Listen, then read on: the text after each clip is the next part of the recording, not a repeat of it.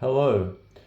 For those that have viewed my previous video where I covered details about this Soviet chess set, I did mention that I would be uploading next a game that I played, essaying Alekhine's defense. Well, I had black in this game and it's a pretty short game. It lasted only 15 moves. So let's take a look at it. White begins with e4 and black replies knight f6. This was pretty much invented, in inverted commas, by Dr. Alekhine at the Budapest tournament of 1921. And this followed, and then he came here. Now, of course, c4 hitting the knight is a move that is often played, but this is also quite frequently played, d4. Black replies d6, and then knight to f3. Now at this stage, black can play g6 followed by bishop g7 and castles, and that is in keeping with what is really a hyper-modern defense here. However, I played this many years ago in a correspondence game in New Zealand, and I won with it, and I thought I'd have a go with it in an over-the-board game here. Now, white continues with h3. Everything is going exactly as it did in that game all those years ago. Now, at this position, Eales and Williams' book, Alekhine's Defense, published by Batsford in the 1970s, recommends that black should play bishop takes f3. I didn't like the look of it, so I decided to play here. Now, in the notes to that, it gives this, followed by here, and my opponent those years ago played that, and my opponent in this game played it. So how does white continue here? Just take a look at that position. Well, they follow the book, yeah. Not the main line, of course. This is not that. It's the line that's not recommended by Eales and Williams for black. Well, let's see. Black has no option here but to take this pawn, so he does so. And it's pretty obvious what's coming. Yes, knight to g5, hitting the pawn. Now, black has a choice here. He can play queen d7, followed by queen e2, and then h6. I prefer to challenge the knight on the move. I'm doing a Cecil Purdy. When you can see that you're going to have to play a move 2 moves later, why not substitute it for the move that you're going to play now and see how it works? Well, quite clearly there, unless white wants to remain a pawn down, he has no option but to take this. And why shouldn't he take it? Because it looks all right. I mean, the knight is entering black's defensive camp, and there are possibilities, it would seem. Well, black plays here, and then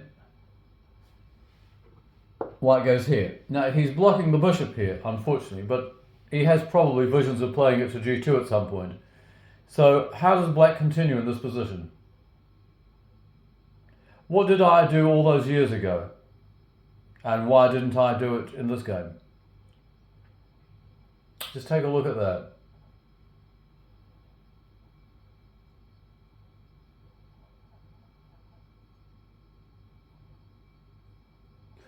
Well, what I did all those years ago is I played here.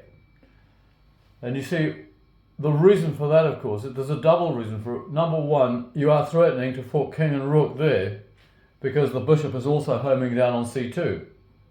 But also, you're preparing this sort of scenario here, hitting c2 again and hitting the rook, which is pretty good.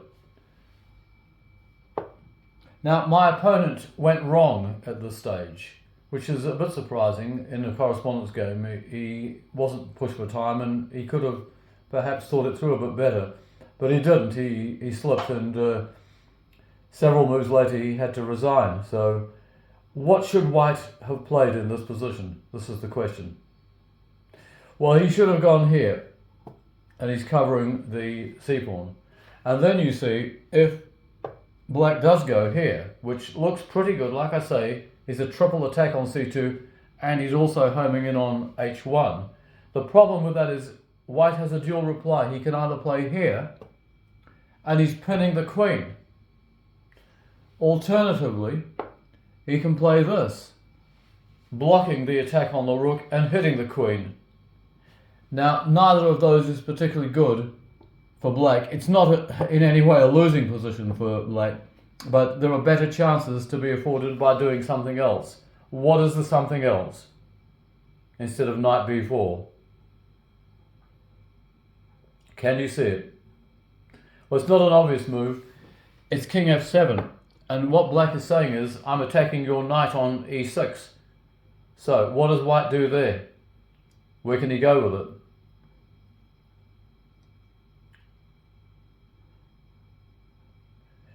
If he wants to keep the knight on the board temporarily, probably the best bet is to play knight to f4, but I think the best move really is to take this bishop. He's attacking the queen, and black has no option but to recapture. However, having played knight to f8, he is facilitating black there. Now, as can be seen, next move, king g8, and it's as if he's castled, and he also has a semi-open f-line, so this is looking quite useful for black. Just take a look at that position and decide for yourselves who is better there. And what does white do next?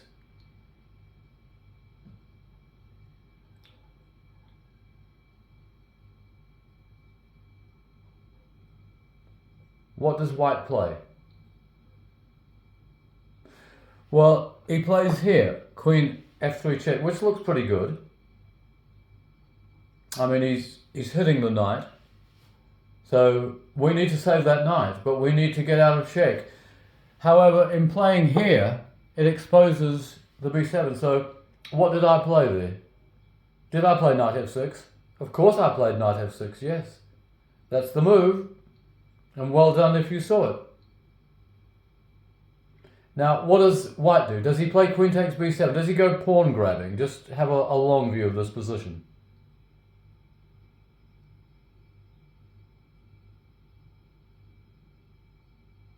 See, the problem with this is that, and that is not a very attractive prospect for white. He's just being driven back. And then, of course, like I say, black has a good position. So he's wanting compensation here for black extricating himself rather well. It looks on the face of it as though he must win this rook on a8. Why doesn't he win the rook on a8?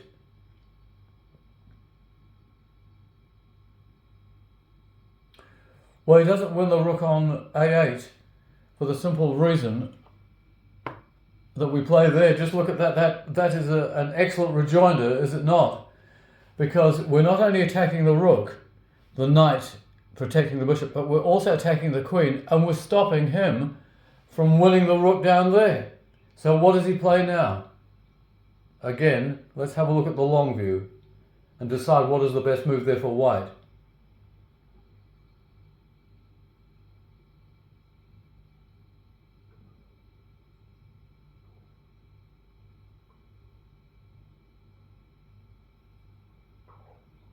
What does he play?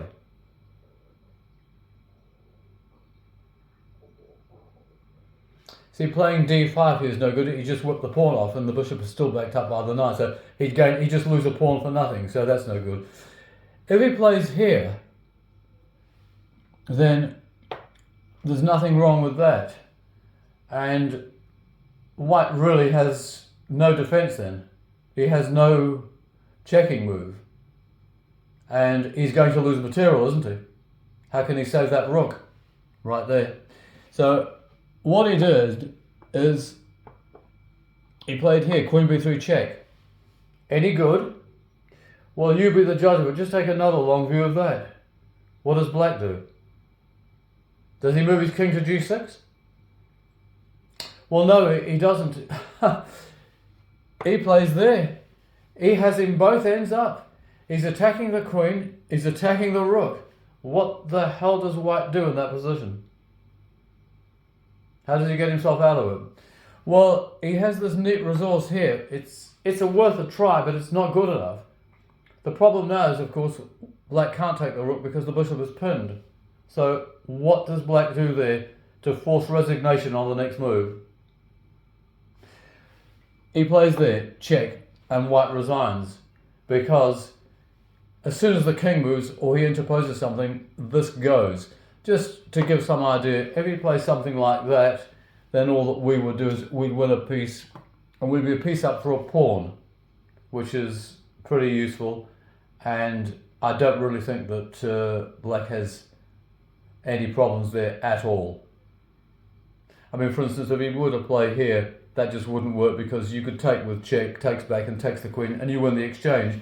If he comes back down here, attacking the rook again, well, all that you need to do then, of course, is back to d5.